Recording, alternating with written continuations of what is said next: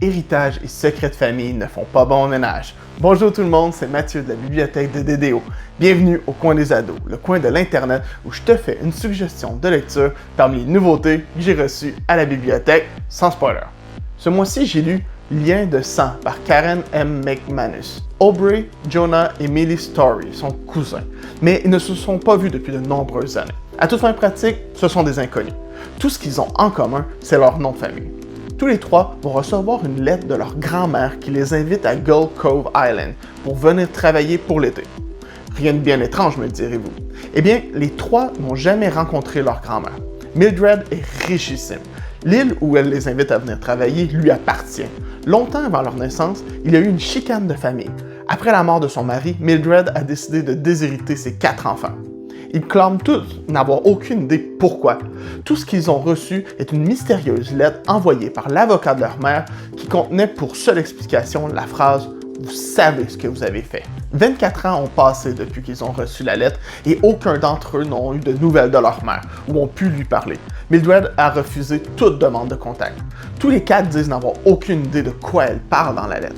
Ils ont été coupés de la fortune familiale et ont dû commencer à vivre leur vie loin du domaine des stories. C'est pourquoi tout le monde est absolument sous le choc lorsque les 3 petits-enfants reçoivent la lettre d'invitation. Qu'est-ce qu'elle veut? Pourquoi maintenant? Les petits-enfants sont presque des adultes et elle n'a jamais tenté de les connaître ou de les rencontrer. Il faut garder en tête que si elle décide de les remettre sur son testament, les jeunes risquent d'hériter de plusieurs milliards de dollars. Ils vont donc jouer le jeu et se rendre sur l'île. Vous imaginez bien que ça ne sera pas si simple. Quelque chose cloche. C'est intéressant parce que dès le début, on comprend qu'il y a quelque chose d'étrange avec la grand-mère. Mais on reçoit les informations au compte-gouttes. La trame principale est intéressante, mais elle avance lentement. C'est un style qu'il faut aimer. La dynamique entre les 3 cousins est tout aussi intéressante que le mystère de ce qui a bien pu arriver il y a 24 ans. Les 3 sont pratiquement des inconnus et sont obligés d'interagir ensemble. Ils ont leur emploi d'été sur l'île et en parallèle, ils vont essayer d'éclaircir pourquoi ils ont été invités et qu'est-ce qui a bien pu se passer pour que leur grand-mère coupe les ponts avec toute sa famille. Si le livre Lien de sang par Karen M. McManus t'intéresse, rends-toi dès maintenant sur le site web de la bibliothèque pour le réserver ou appelle-nous.